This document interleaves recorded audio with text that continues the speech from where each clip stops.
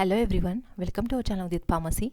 आज हम डिस्कस करेंगे pharmaceutics first chapter number 13 sterilization. आज के लेक्चर में हम डिस्कस करेंगे स्टरलाइजेशन क्या होता है, किस मेथड से किया जाता है, उसके क्या क्या मेथड्स है, उसका क्लासिफिकेशन और कुछ डेफिनेशंस। चलिए स्टार्ट।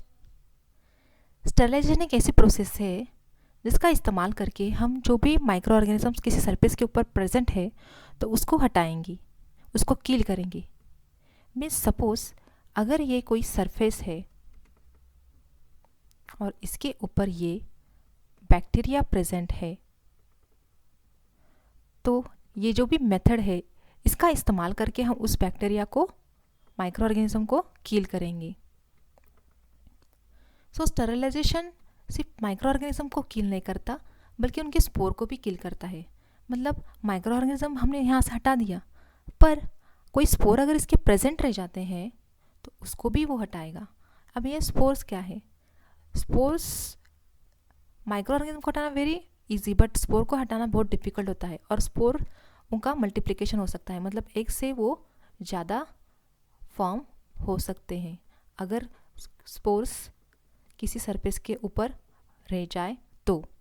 सो स्टरलाइजेशन सिर्फ माइक्रो ऑर्गेनिज्म को ही नहीं बल्कि उनके स्पोर को भी हटाएगा और जो भी सरफेस होगा वो हमारा 100% स्टराइल होगा।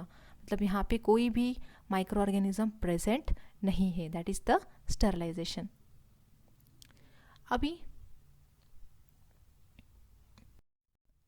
हम यहाँ पे देख सकते हैं हमारे एरिया में, हम जहाँ पे रहते हैं, हमारे एयर में चारों तरफ माइक्रो ऑर्गेनिज्म प्रेजेंट होते हैं। जैसे कि हम देख सकते हैं डोर पर भी माइक्रो ऑर्गेनिज्म प्रेजेंट रह सकता है, यहाँ पे चेयर पर भी प्रेजेंट रह सकता है, डेस्क पर भी हो सकता है, वॉल पर भी रह सकता है, हमारी बॉडी पर भी रह सकता है माइक्रो ऑर्गेनिज्म, फ्लोर पर भी हो सकता है। सो सभी जगह पे माइक्रो ऑर्गेनिज्म, एयर में भी माइक्रो ऑर्गेनिज्म प्रेजेंट है। अगर ऐसे एरिया में हमने कोई प्रिपरेशन हम प्रिपेयर कर लेते हैं, जैसे ऑफ्थेल्मिक प्रिपरेशन, पैरेंटल प्रिपरेशन, ऐसे प्रिपरेशन अगर हम ऐसे एरिया में कर लेते हैं प्रिपेयर, तो क्या होगा? जो भी माइक्रो ऑर्गेनिज्म होगा वो उस प्रिपरेशन के अंदर चला जाएगा।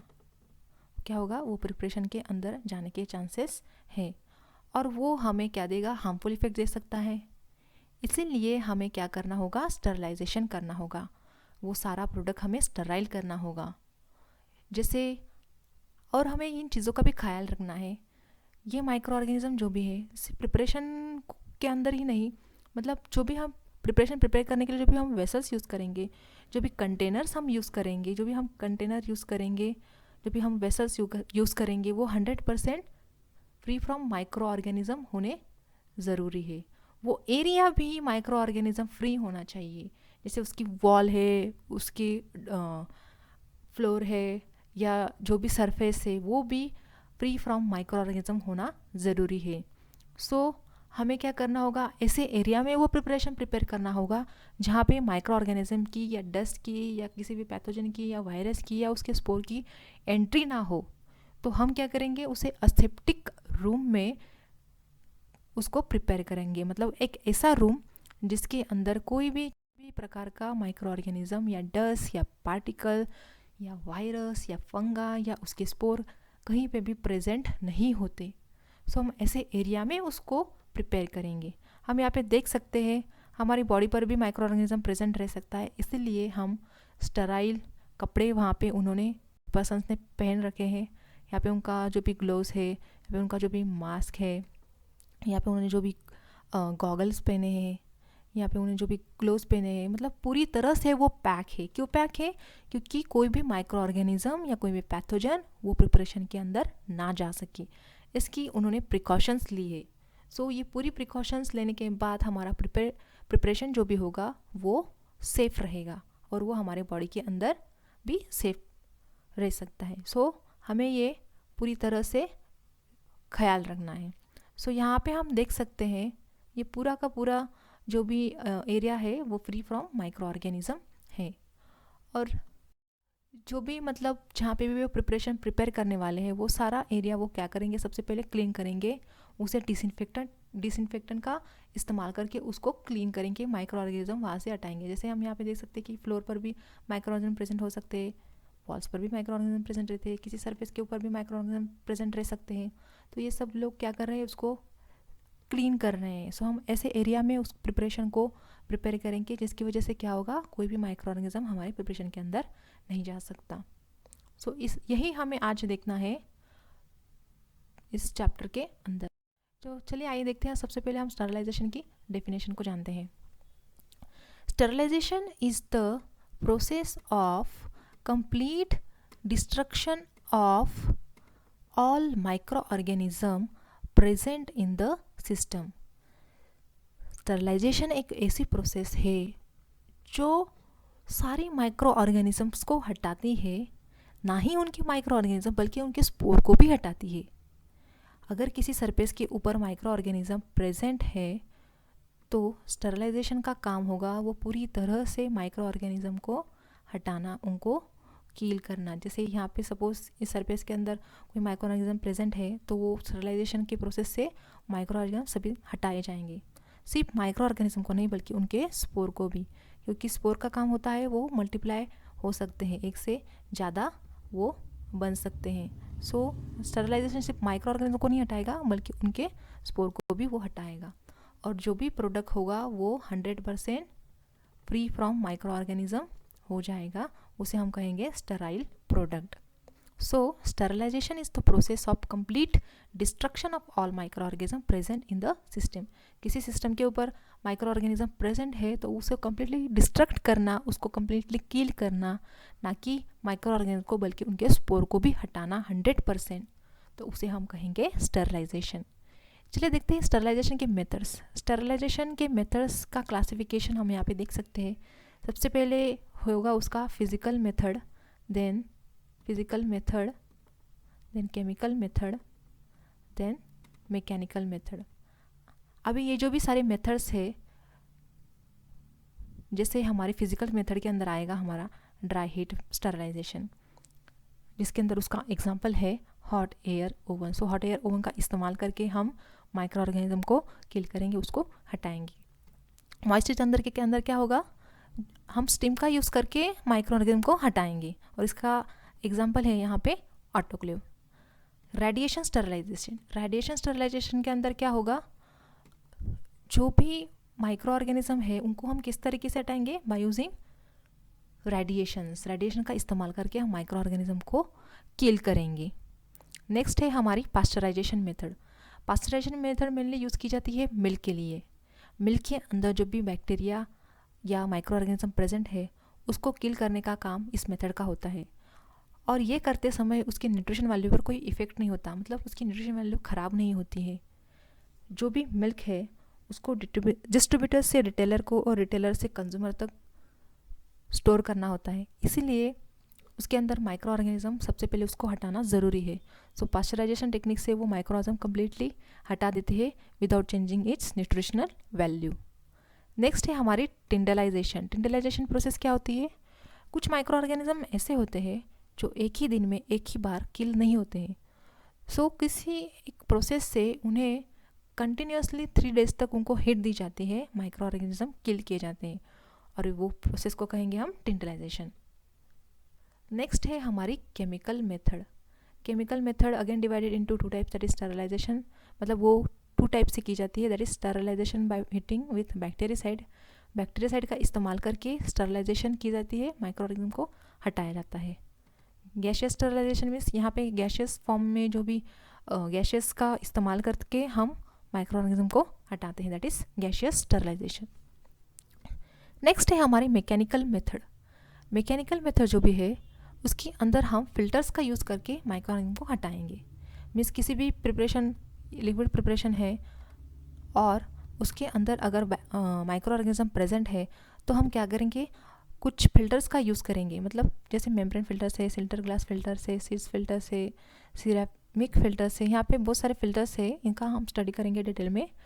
सो जो लिक्विड के अंदर जो भी माइक्रो ऑर्गेनिज्म प्रेजेंट है उसके हम क्या करेंगे, उसको हम फिल्टर में से पास करेंगे, और माइक्रो ऑर्गेनिज्म को सेपरेट करेंगे. सो सिंपली मैकेनिकल मेथड जो भी है वो फिल्टर का इस्तेमाल करके माइक्रो ऑर्गेनिज्म को सेपरेट करती है. That is mechanical method of sterilization. Now next, sterile product. It means the product free from living organism. Means ऐसे प्रोडक्ट जो लिविंग ऑर्गेनिजम्स उस पर, मतलब वो फ्री फ्रॉम लिविंग ऑर्गेनिज्म है, मतलब उसके ऊपर कोई भी माइक्रो ऑर्गेनिज्म प्रेजेंट नहीं है, उसके ऊपर स्टेरिलाइजेशन हुआ है, कोई भी स्पोर या कोई भी बैक्टीरिया या कोई भी माइक्रो ऑर्गेनिज्म उसके ऊपर प्रेजेंट नहीं है, 100% सेफ है. That is the sterile product. Now next is sterility. Sterility is a condition of,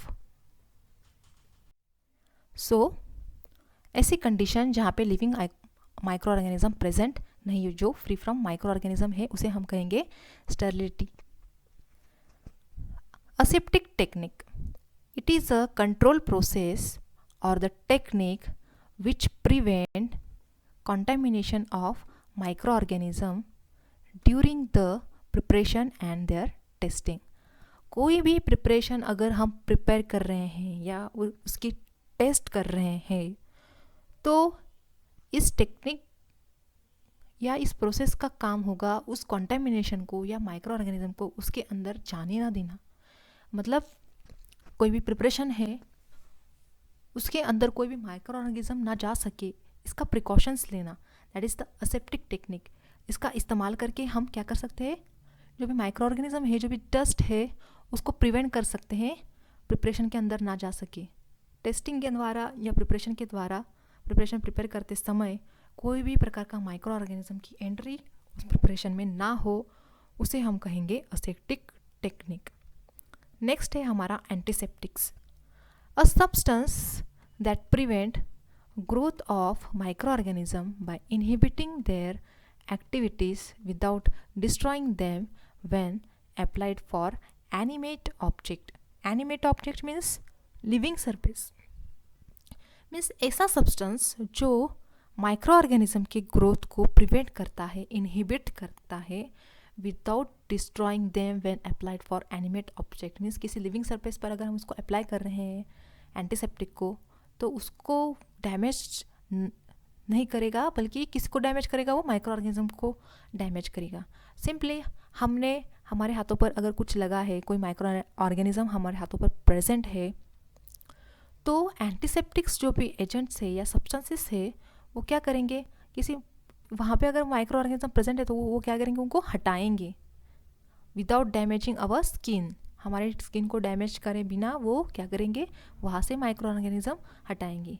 simply हमारे हाथों पर कुछ लगा है, सो क्या है, वहाँ पे माइक्रो ऑर्गेनिज्म प्रेजेंट है, हम क्या करेंगे, एंटीसेप्टिक वहाँ पर अप्लाई कर देंगे. सो हमारी हाथों पर उसको कोई हार्मफुल इफेक्ट नहीं होगा अगर हम एंटीसेप्टिक अप्लाई करते हैं तो. पर हार्मफुल इफेक्ट किस पर होगा, माइक्रो ऑर्गेनिज्म को. सो माइक्रो ऑर्गेनिज्म को किल करने का काम एंटीसेप्टिक का होता है. ऐसे माइक्रो ऑर्गेनिज्म जो लिविंग सरफेस पर प्रेजेंट है, यानी कि एनिमेट ऑब्जेक्ट पर प्रेजेंट होते, ऐसे माइक्रो ऑर्गेनिज्म को हटाने का काम एंटीसेप्टिक का होता है. Now next is disinfectant. A substance that destroys micro organisms which when applied for any inanimate object. यहाँ पे इनएनिमेट ऑब्जेक्ट बोला गया है.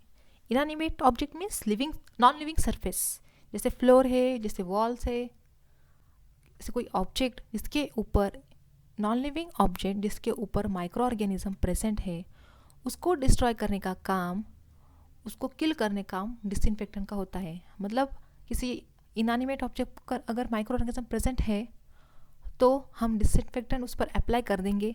उसकी वजह से क्या होगा, जो भी माइक्रो ऑर्गेनिज्म होगा वो मर जाएगा, किल हो जाएगा, डिस्ट्रॉय हो जाएगा. सो ऐसे सब्सटेंसेस जो माइक्रो ऑर्गेनिज्म को डिस्ट्रॉय करते हैं, जब भी हम उनको इनएनिमेट ऑब्जेक्ट पर अप्लाई करेंगे तब. Okay, now next is disinfection. A process that removes infections potential by destroying microorganism but not generally spores. ये ऐसी प्रोसेस है जो माइक्रो ऑर्गेनिज्म को डिस्ट्रॉय करती है, ना कि उनके स्पोर को. सिर्फ माइक्रो ऑर्गेनिज्म को डिस्ट्रॉय करेगी, उनके स्पोर को वो डिस्ट्रॉय नहीं करेगी. जो भी नॉन लिविंग सरफेस पर जो भी माइक्रो ऑर्गेनिज्म प्रेजेंट है उनको डिस्ट्रॉय करने का काम, उनको किल करने का काम डिसइंफेक्शन का होता है, और इसे प्रोसेस को हम कहेंगे डिसइंफेक्शन। बट ये जो भी डिसइंफेक्शन होता है इसके अंदर वो स्पोर को किल नहीं करेगा, सिर्फ माइक्रो ऑर्गेनिज्म को किल करेगा जो इनएनिमेट ऑब्जेक्ट पर प्रेजेंट है, उसे हम क्या कहेंगे, डिसइंफेक्शन। ऐसी प्रोसेस जो माइक्रो ऑर्गेनिज्म को हटाती है, किल करती है फ्रॉम इनएनिमेट ऑब्जेक्ट्स में से। नेक्स्ट है हमारा bactericide. The substance that kills bacteria is called bactericide. ऐसे सब्सटेंसेस जो बैक्टीरिया को किल करते हैं that is bactericide. Bacteriostatic, the substance that stop the growth of bacteria. ऐसे सब्सटेंसेस जो बैक्टीरिया की ग्रोथ को रोकते हैं, स्टॉप करते हैं, उन्हें हम कहेंगे bacteriostatic. A substance that kills viruses that is viricide. ऐसे सब्सटेंसेस जो वायरसेस को किल करते हैं उन्हें हम कहेंगे वेरिसाइड। Next is germicide. ऐसे substances, a substances that kills germs. ऐसे सब्सटेंस जो जर्म्स को किल करते हैं उन्हें हम कहेंगे germicide. So friends, I hope you understand. आज हमने देखा स्टरलाइजेशन क्या होता है, स्टरलाइजेशन किन प्रोसेस से की जाती है, उनका इंट्रोडक्शन, देन उसकी डेफिनेशन, देन उसके क्लासिफिकेशन, किन किन मेथड से हम स्टरलाइजेशन प्रोसेस कर सकते हैं, और ये कुछ डेफिनेशन उनके terms. So I hope you understand. और अगर आपको डिटेल में पढ़ना चाहते हैं तो आप हमारे एप्लीकेशन को डाउनलोड कर सकते हैं, उदित फार्मेसी को, और उसका जो भी डिस्क्रिप्शन है वो हमारे डिस्क्रिप्शन बॉक्स में दे रखा है, वहाँ पे लिंक मिल जाएगी आपको, वहाँ से आप डाउनलोड कर सकते हैं। आपसे रिक्वेस्ट है आप हमारे चैनल को लाइक करें, शेयर करें, सब्सक्राइब करें। Thank you.